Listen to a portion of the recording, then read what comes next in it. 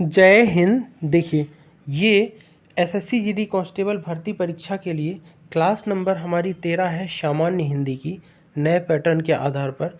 इसके पहले की 12 क्लासेस मेरी हो चुकी है, जो आपको एसएससी जीडी हिंदी नामक प्लेलिस्ट में हमारे चैनल पे आपको मिल जाएगी। तो अगर देखना चाहते हैं तो उसको भी विजिट करिए।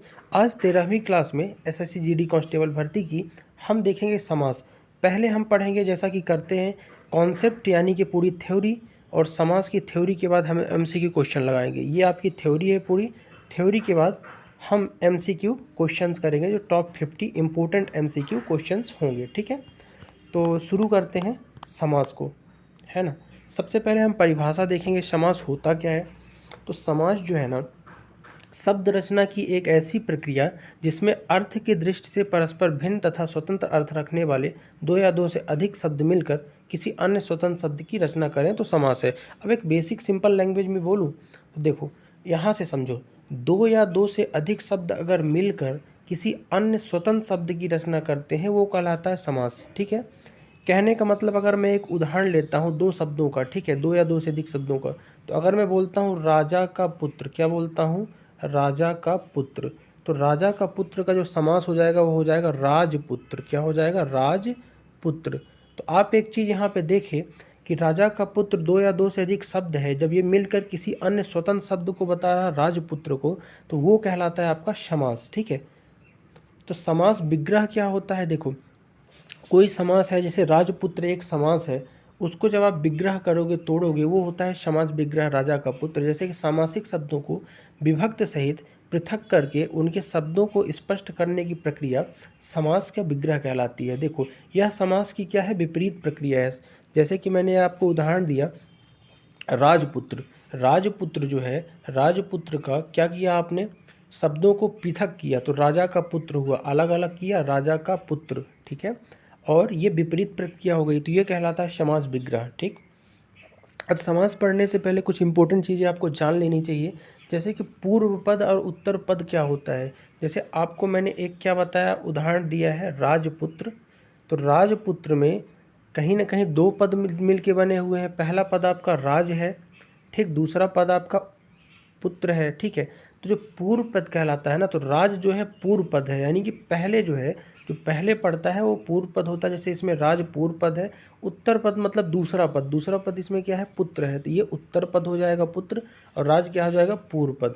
तो ये होते हैं पूर्व और उत्तर पद। ठीक है, इनमें कन्फ्यूज आपको नहीं होना है। जैसे कि उदाहरण और यहाँ पे लिखे हुए हैं, राष्ट्रपति जो है, राष्ट्रपति में राष्ट्र जो है क्या है, पूर्व पद है, और पति जो है उत्तर पद है। ठीक है, यानी अगला पद है, और इसको ऐसे ही बोल सकते हो, पहला पद दूसरा पद है ना, दूसरा पद पति है, पहला पद राष्ट्र है। ठीक है, चलो, अब समास की कुछ विशेषताओं को पहले हम समझ लेते हैं। समास की विशेषताएं होती क्या हैं, देखो, समास जो है दो या दो से अधिक शब्दों का मेल है। जबकि जब हम संधि पढ़ रहे थे तो संधि में आपको बताया था कि दो या दो से अधिक वर्णों के मेल से जो विकार उत्पन्न हो वो आपका संधि होगा, लेकिन दो से अधिक शब्दों या पदों का जब मेल विकार उत्पन्न हो तो उसको समास बोलते हैं। थोड़ा सा कन्फ्यूजिंग है दोनों में, लेकिन यही अंतर है, वर्ण का मेल संधि, शब्द का मेल समास। ठीक है, समास शब्द में पास पास आकर नया शब्द बनाते हैं। ठीक, और संधि में क्या होता था कि वर्ण पास पास आकर नया एक शब्द तैयार करते थे। ठीक, पदों के बीच विभक्त चिन्हों का लोप हो जाता है। समास में पदों के बीच क्या होता है, विभक्त चिन्हों का लोप हो जाता है। ठीक, समास में हो सकता है कभी पहले वाला यानी पूर्व पद, यानी कभी उत्तर पद यानी दूसरा वाला पद, और कभी पूर्व पद, कुछ भी प्रधान हो सकता है। डिपेंड करता है कौन सा समास आप पढ़ रहे हैं। ठीक है, अब समास के हम प्रकार जानेंगे। समास मुख्यतः होता कितने प्रकार का है, तो समास जो है ना, निम्नलिखित अगर मैं बात करूं तो टोटल 6 प्रकार के समास होते हैं। कितने प्रकार के समास, 6 प्रकार के समास।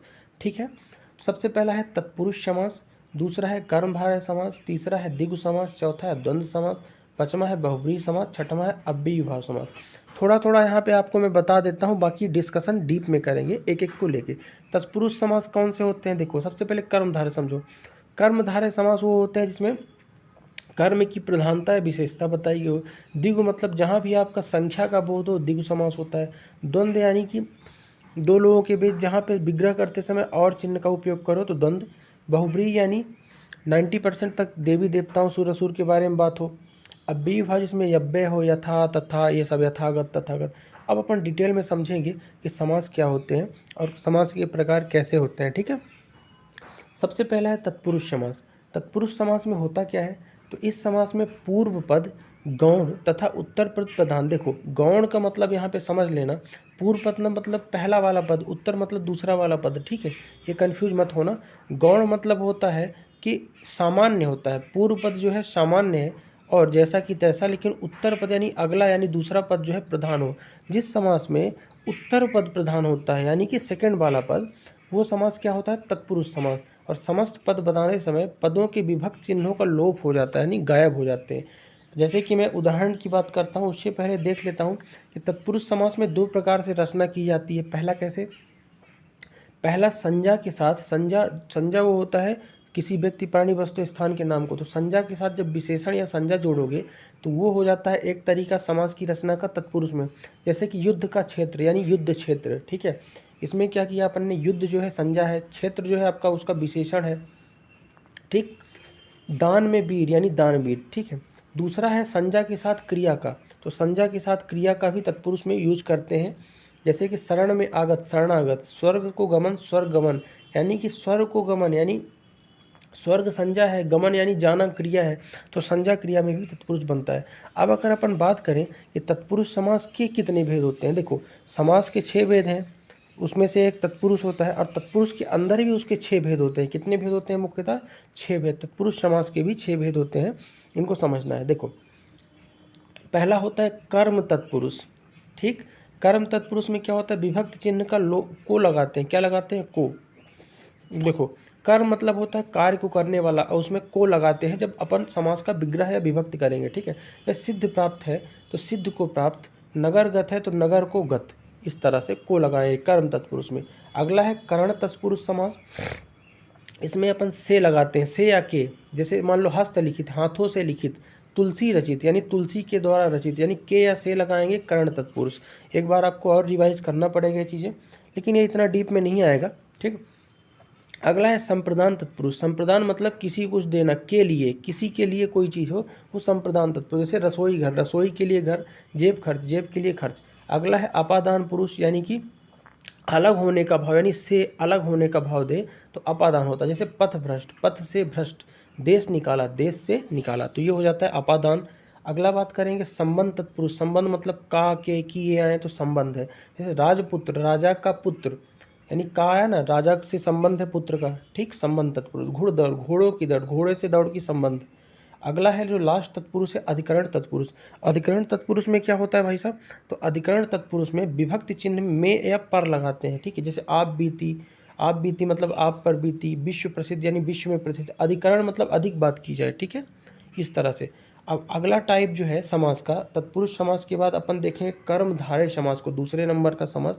कर्मधारय में क्या होता है कि इस समास में जो पूर्व पद है यानी पहले वाला पद तथा उत्तर पद के मध्य विशेषण विशेष्य का संबंध होता है। कहने का मतलब ये, एग्जाम्पल से अच्छे से समझेंगे। देखो कर्मधारय समास में उत्तर पद प्रधान होता है, कौन सा, नहीं सेकंड वाला। जैसे उदाहरण लेता हूँ, चंद्रमुख, चंद्रमुख में उत्तर पद क्या है, मुख है दूसरा ना, और प्रथम पूर्व पद क्या है, चंद्र है, तो चंद्र के जैसा मुख। तो देखो कर्मधारय समास में जो उत्तर पद होता है ये प्रधान होता है और वो विशेषता बताता है किसकी, पहले वाले पद की यानी पूर्व की। जैसे चांद की विशेषता देखो मुख की विशेषता बता रहा है कि कैसा मुख है, चंद्र जैसा मुख है, यानी कि इसमें प्रधान तो आपका उत्तर पद है, मुख है, लेकिन बता किसका रहा है, चंद्र के समान है, तो विशेषता बता रहा।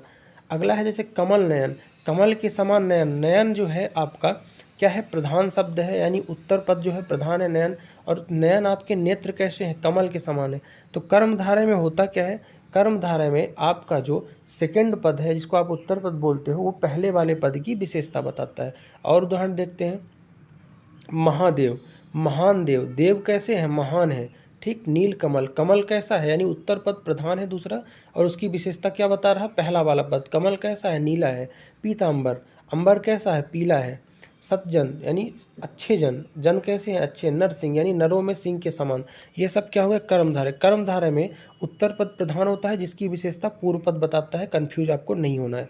अगला है द्विगु समास। द्विगु समास का मतलब होता है संख्या, जहाँ पे संख्या का बोध हो, 1 2 3 4 जो भी, वहाँ पे आता है द्विगु समास, है ना।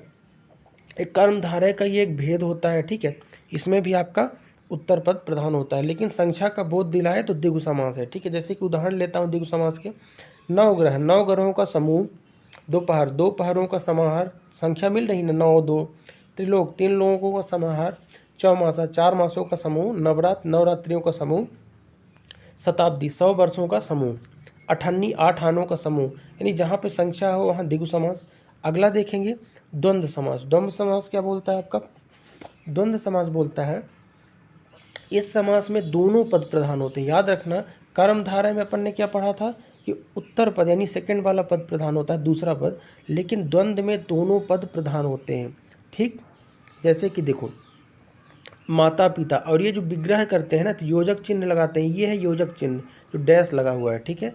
तो द्वंद्व समास में दोनों पद आपके प्रधान होते हैं, पहला दूसरा। जैसे माता पिता एक उदाहरण है, माता पिता दोनों प्रधान है, भाई बहन, राजा रानी दोनों प्रधान है, दुख सुख, दिन रात, राजा प्रजा।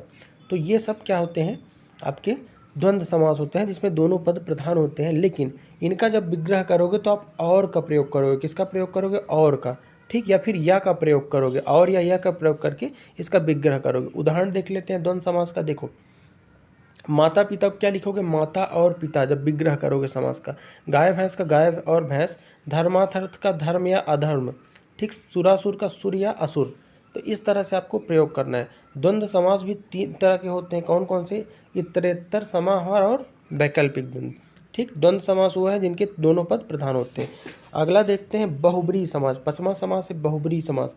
इसमें क्या होता है? इस समास में दोनों पद अप्रधान होते हैं। अभी द्वंद्व में देखा कि दोनों पद प्रधान है, मेन है, लेकिन बहुब्रीहि में कोई भी पद प्रधान नहीं होता है, दोनों साधारण होते हैं। और पूरे पद यानी समस्त पद के अर्थ अतिरिक्त कोई सांकेतिक अर्थ प्रधान हो। कहने का मतलब ये कि दोनों पद में कोई प्रधान तो नहीं है, लेकिन जब दोनों को जोड़ोगे तो किसी तीसरे पद की विशेषता बताए या कोई नया ही शब्द बता दे, वो होता है बहुब्रीहि समास। जैसे उदाहरण देखो दशानन। दशानन में कोई भी पद यहाँ पे प्रधान नहीं है, ठीक है। लेकिन अगर दोनों को एक साथ जोड़ दोगे ना, 10 आनन को, आनन मतलब सिर होता है, 10 मतलब 10, तो वो आपको एक तीसरे व्यक्ति के बारे में बताएगा, वो रावण। तो ये हो जाता है आपका क्या? बहुब्रीहि समास। यानी 10 है आनंद जिसके अर्थात रावण। जैसे नीलकंठ, कोई पद प्रधान नहीं है, नीला है कंठ जिसका अर्थात शिव, यानी तीसरे किसी व्यक्ति के बारे में बता रहा। सुलोचना, सुंदर है लोचन जिसके अर्थात मेघनाथ की पत्नी। पीताम्बर, कोई पद प्रधान नहीं है, पीला है अंबर जिसका अर्थात श्री कृष्ण, यानी किसी थर्ड पर्सन के बारे में बात कर रहा। लंबोदर, लंबा है उधर जिसका जैसे अर्थात गणेश जी। तो ये सब क्या हो गया आपका? बहुब्रीहि समास। और आपको मज़े की बात बताऊं, 99% तक बहुब्रीहि समास में देव, असुर, देव, दानव यही सब आते हैं, ठीक है। देखो लास्ट है अव्ययी भाव समास। समास का अंतिम समास है, इसके बाद एमसीक्यू क्वेश्चन करेंगे। अव्ययी भाव समास में क्या होता है? इस समास में पूर्व पद यानी पहला पद प्रधान होता है और अव्यय होता है, ठीक है। यानी कि अव्ययी भाव में पहला ही पद आपका प्रधान हो जाएगा पूर्व। जैसे कि यथामत यानी मत के अनुसार। तो यथा जो है यहाँ पे अव्यय है। क्या है? यथा। यथा आपका अव्यय है और ये जो है यथा प्रधान है, यानी कि अव्ययी भाव समास में पूर्व पद ही प्रधान होता है। देखो अगला ऑप्शन है, एग्जाम्पल है आमरण, यानी आ क्या है आपका? अव्यय है, मरण मृत्यु तक, ठीक है। तो यहाँ पे यथा और या क्या लगे थे? अव्यय लगे थे। तो अव्ययी भाव समास जो है उसमें अव्यय लगा होता है और पहले वाला पद ही, पूर्व पद ही प्रधान होता है, ठीक है। चलो कुछ उदाहरण देख लेते हैं। जैसे कि अगला उदाहरण है आजीवन। आजीवन में अव्यय क्या है? आप अव्यय देख के ही बता सकते हो अव्ययी भाव समास। आ अव्यय है यानी जीवन भर, यथा समर्थ यानी समर्थ के अनुसार, यथा शक्ति, यथा अव्यय है शक्ति के अनुसार, यथा विधि विधि के अनुसार, यथा अव्यय भर पेट, पेट भर कर, ये सब क्या है? अव्यय, ठीक है। हर रोज, रोज रोज, तो ये सब चीज़ें अव्यय है। और याद रखना कि ज़्यादातर होता क्या है कि जहाँ एक ही शब्द की बार बार आवृत्ति हो वो भी अव्ययी भाव समास कहलाता है। जैसे देख रहे हो हर बार, रोज रोज, यहाँ पे हाथ ही हाथ में, है ना। और अगर अव्ययी भाव के समास का कुछ एग्जाम्पल लूँ तो बेशक, बे मतलब क्या है? अव्यय है, और शक, शक के बिना, निडर, बिना डर के, है ना। प्रतिवर्ष यानी हर वर्ष, आमरण मरण तक, ये सब क्या है? आपका अव्यय है, ठीक। अव्ययी भाव समास में 3 तरीके के पद आपके आ सकते हैं। एक उपसर्ग से बना हुआ, जैसे आजीवन में आ क्या है? उपसर्ग है, जीवन पर्यंत। एक उपसर्ग के बना अव्ययी भाव हो सकता है। दूसरा हो सकता है एक ही शब्द की पुनरावृत्ति हो अव्यय में, जैसे घर घर, घर के घर बाद घर, नगर नगर, नगर के बाद नगर, पुनरावृत्ति वाले भी अव्ययी भाव समास हो सकते हैं। इसके बाद एक जैसे शब्दों के मध्य बिना संधि नियम पर व्यंजन आए, जैसे हाथों हाथ। हाथ ही हाथ में, दिनों दिन, दिन ही दिन में, ये सब क्या हो जाएंगे, अव्ययी भाव समास हो जाएंगे। ठीक, तो ये चीज़ें आपकी 6 तरह के आपके समास था। समासों को हमने एग्जाम्पल की तरह समझा। अब MCQ करेंगे, उससे पहले एक चीज़ और तक देखते हैं कि कर्मधारय और बहुब्रीहि समास में अंतर क्या होता है। तो देखो छोटा सा अंतर होता है कर्मधारय और बहुब्रीहि में। देखो बहुब्रीहि में क्या होता है, कोई पद प्रधान नहीं होता है और किसी थर्ड पर्सन के बारे में बताता, जैसे लंबोदर, लंबा है उधर जिसका भगवान गणेश के बारे में थर्ड पर्सन के बारे में बता रहा है, वो बहुब्रीहि है। लेकिन जो कर्मधारय होता है ना, इसमें जो सेकंड पद होता है यानी उत्तर पद, वो प्रधान होता है और उत्तर पद की विशेषता बताता है पहला वाला पद। जैसे नीलकंठ, नीलाकंठ, कंठ आपका प्रधान शब्द है और उसकी विशेषता नीला बता रहा है, यानी ये आपका कर्मधारय हो जाएगा। तो दोनों में आपको कंफ्यूज नहीं होना है। ठीक है, चलो बात करूँगा संधि समास में क्या अंतर है। तो संधि जो है दो वर्णों का मेल होता है। ठीक, जैसे देवधन आलय, देवालय, और समास दो पदों का मेल होता है। जैसे विद्याधन आलय, विद्या के लिए आलय, देवालय हो जाएगा देवों के लिए आलय। तो ये कन्फ्यूज मत होना संधि और समास में। अब अपन MCQ क्वेश्चन की तरफ आ जाएंगे और वीडियो में बने रहना है आपको लास्ट तक। और वीडियो में आगे बढ़ने से पहले एक निवेदन करना चाहूँगा, चैनल को अगर अभी तक आपने सब्सक्राइब नहीं किया तो सब्सक्राइब जरूर कर लीजिए, क्योंकि आपको SSC GD के संपूर्ण मटेरियल इसी चैनल पर मिलेंगे। ठीक है, अब पहले क्वेश्चन से शुरू करूंगा। दो या दो से अधिक शब्दों से मिलकर बने हुए नए सार्थक शब्दों को क्या कहते हैं। तो दो या दो से अधिक शब्दों से अगर मिलकर कोई नया शब्द बनता है ना, उसको बोलते हैं समास। ठीक है, समास का शाब्दिक अर्थ क्या होता है। समास का शाब्दिक अर्थ होता है संक्षेप, याद रखना बहुत इंपॉर्टेंट है। निम्न में से कौन सा पद अव्ययी भाव समास है। अव्ययी भाव मतलब जिसमें अव्यय अव्यय आए। तो एक बात देखो, यहाँ पे अव्ययी भाव क्या हो जाएगा, यहाँ पे अव्ययी भाव हो जाएगा प्रतिदिन, क्योंकि इसमें प्रति जो है अव्यय जुड़ा हुआ है। क्या जुड़ा है, अव्यय। ठीक, अगला है कि जिस समास में उत्तर पद प्रधान होता है साथ ही साथ पूर्व तथा उत्तर पद में विशेषण विशेष का संबंध भी हो, कौन सा समास है। मैंने बता ही दिया कि दूसरा पद प्रधान हो और पहला पद दूसरे की विशेषता बताए, विशेषण वाला चीज करे, तो कर्मधारय होता है। क्या होता है, कर्मधारय। जैसे नील कमल, कमल कैसा है, नीला है। ठीक है, अगला देखेंगे क्वेश्चन कि निम्न में से कर्मधारय समास किस में है। तो इसमें से कर्मधारय समास आपको बताना है। तो कर्मधारय मतलब जो उत्तर पद प्रधान हो और पहला उसकी विशेषता बताए। इसमें नीलोत्पन्नम हो जाएगा। उत्पन्नम कैसा है, तो नीला है। ठीक है, चलो मुख दर्शन में कौन सा समास है आपको बताना है। तो मुख दर्शन में आपका तत्पुरुष समास है। मुख का दर्शन, जहाँ का के की ये सब आए तो तत्पुरुष समास हो जाता है। 6 पार्ट मैंने बताया, आप रिवाइज करके भी देख लेना तत्पुरुष का। ठीक है, अगला है कौन सा शब्द बहुब्रीहि समास का उदाहरण, सही उदाहरण है। बहुब्रीहि कैसा समास है जिसमें कोई भी पद आपका प्रधान नहीं होता, ना पहला ना दूसरा ना पूर्व ना उत्तर, वो बहुब्रीहि होता है, किसी थर्ड पर्सन के बारे में बताता है। तो इसमें से जो पंचानन है ना, ये आपका कैसा है, बहुब्रीहि समास है। 5 है आनंद जिसके, जिसके 5 सिर भगवान ब्रह्मा। ठीक है, जबकि त्रिभुवन आपका क्या हो जाएगा, द्विगु समास हो जाएगा। ठीक है, ये चीज़ याद रखना। निशाचर में कौन सा समास है, तो निशाचर। अब निशाचर में देखो कौन सा पद प्रधान है पहले। तो निशाचर एक आपका बहुब्रीहि समास हो, क्यों होगा, कोई भी पद इसमें प्रधान नहीं है और ये किसी न किसी राक्षस के बारे में, थर्ड पर्सन के बारे में बता रहा है। ठीक है, चौराहा में तो सभी को पता है, चौराहा जहाँ भी हो, चौराहा में संख्या 4 छुपी है। तो संख्या क्या होता है, द्विगु समास में संख्या होता है, तो द्विगु समास हो जाएगा चौराहा का, 4 रास्तों का समूह। ठीक है, अगला है कि 10 मुख में कौन सा समास है। तो 10 मुख हो जाएगा आपका, 10 है मुख जिसकी। अब 10 मुख किसके रहते हैं, कोई भी पद इसमें प्रधान नहीं है, लेकिन थर्ड पर्सन रावण के बारे में बता रहा। तो इसका आंसर हो जाएगा बहुब्रीहि, क्योंकि बहुब्रीहि होता है जिसमें कोई पद प्रधान नहीं होता है, किसी तीसरे के बारे में बताता है। ठीक है, अगला है द्विगु समास का उदाहरण बताना है। द्विगु मतलब संख्या, इसमें से त्रिभुवन जो है ना, ये द्विगु समास होगा, 3 भवन वाला। जबकि चतुरानन नहीं होगा, चतुरानन किसी न किसी देवता के बारे में बात की जा रही है, याद रखना। ठीक है, वो बहुब्रीहि में आ जाएगा। ठीक, अगला है कि द्वंद्व समास का उदाहरण बताना है। तो द्वंद्व समास क्या होता है, जिसमें कोई भी पद आपका प्रधान दोनों पद यहाँ पे प्रधान होते हैं, वो द्वंद्व समास हो। जैसे माता पिता, राजा रानी, राजा और रानी, तो इस तरह के द्वंद्व समास होते हैं जिसमें दोनों पद प्रधान होते हैं। इसमें से बताना, तो रुपया पैसा दोनों पद आपके प्रधान है, रुपया और पैसा, इनका समास विग्रह हो जाएगा। अगला है कि अव्ययी भाव समास का एक उदाहरण, यहाँ उदाहरण है बताना है। तो यथाशक्ति का सही विग्रह करना है। यथाशक्ति यानी यथा अव्यय लुगा है, तो यथाशक्ति का हो जाएगा शक्ति के अनुसार, क्या हो जाएगा विग्रह, शक्ति के अनुसार। पाप पुण्य में कौन समास है। तो दोनों पद आपके प्रधान है, पाप और पुण्य, इसका विग्रह होता है, यानी कि दोनों पद द्वंद्व में प्रधान होते हैं। एक बार आपको रिवाइज करके पढ़ लेना है। लंबोदर में कौन सा समास है? कोई भी पद प्रधान नहीं है। लंबा है उदर जिसका, भगवान गणेश के बारे में बात कर रहा है, किसी थर्ड पर्सन के बारे में, और कोई पद प्रधान नहीं है, तो ये क्या हो जाएगा? बहुब्रीहि हो जाएगा। ठीक है। वनवास में कौन सा समास है आपको बताना है, तो वन के लिए वास, तत्पुरुष समास। पीताम्बर में कौन सा समास हो जाएगा? पीला है अंबर जिसका, जैसे श्री कृष्ण, श्री कृष्ण की बात करेंगे, थर्ड पर्सन की बात कर रहा है, कोई भी पद इसमें प्रधान नहीं है, तो ये किस में होता है? बहुब्रीहि में होता है ऐसा। ठीक है। नरोत्तम, नरों में उत्तम, अब नरों में उत्तम तत्पुरुष समास हो जाएगा। ठीक है। में, का, के, की, ये सब है करण तत्पुरुष। आजन्म शब्द उदाहरण किसका है? तो आजन्म जो है ना अव्ययी भाव का है, क्योंकि आ इसमें क्या जुड़ा हो? अव्यय, तो जन्म से ही इसका समास विग्रह होगा, जन्म से ही। ठीक है। तो आ क्या है? अव्यय, तो सीधी सी बात है अव्ययी भाव समास हो जाएगा। इसमें अव्ययी भाव में क्या होता है? पहला पद प्रधान होता है, आप प्रधान है। ठीक है। युधिष्ठिर में कौन सा समास है आपको बताना है, तो युधिष्ठिर तो आप सब, युद्ध में जो स्थिर हो यानी बहुत ही तेज हो उसको बोलते हैं युधिष्ठिर। तो एक व्यक्ति के बारे में बात कर रहा है, थर्ड पर्सन, तो क्या हो जाएगा? ये बहुब्रीहि समास हो जाएगा।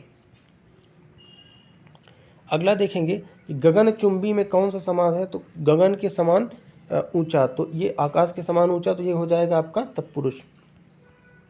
धक्का मुक्की में कौन समास है? धक्का मुक्की में दोनों पद आपके प्रधान है, तो द्वंद्व समास हो जाता है जहाँ पे दोनों धक्का और मुक्की। ठीक है। त्रिफला में कौन सा समास है तो आपको बताना है, तो त्रिफला, त्रिफला में 3 शब्द अंक जुड़ा है। अब अंक किस में होता है आपको पता है? द्विगु समास में होता है अंक, तो यानी कि 3 फलों का समूह त्रिफला कहलाएगा, द्विगु समास। ठीक है। तन मन धन में कौन सा समास है आपको बताना है, तन मन धन में आपका द्वंद्व समास है। क्यों है द्वंद्व? क्योंकि इसमें कोई भी पद आपका प्रधान नहीं है। तन और मन, तन और मन, धन और धन, यानी कि और लगा के आप इस तरह लिखोगे, तन और धन और मन। ठीक है। तो इसमें कोई पद आपका प्रधान नहीं। चक्रपाणी में कौन सा समास है, तो चक्रपाणी में बहुब्रीहि है। क्यों है बहुब्रीहि?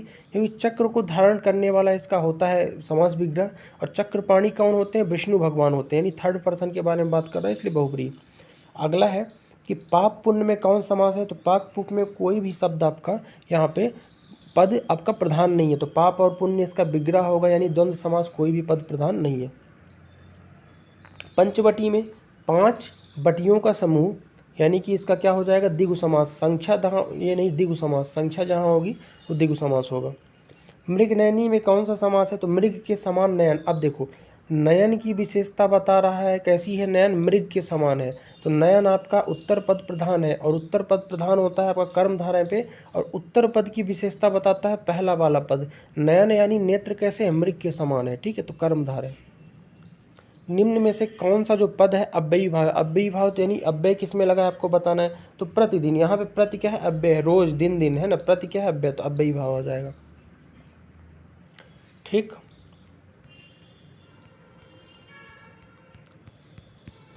तो ये था हमारा आज का समास का पूरा टॉपिक, जिसमें आपको मैंने थ्योरी भी पढ़ाई और एमसीक्यू क्वेश्चंस भी कराए। आई होप आपके लिए समास के लिए ये क्लास सफिशिएंट होगी। और हाँ, चैनल में अगर आप नए हैं और आपने सब्सक्राइब अभी तक नहीं किया है और वीडियो आपको अच्छा लगा है, तो चैनल को सब्सक्राइब जरूर कर लीजिएगा और एक लाइक भी कर दीजिएगा हो सके तो। मिलते हैं नेक्स्ट वीडियो में, तब तक के लिए आप सभी को जय हिंद।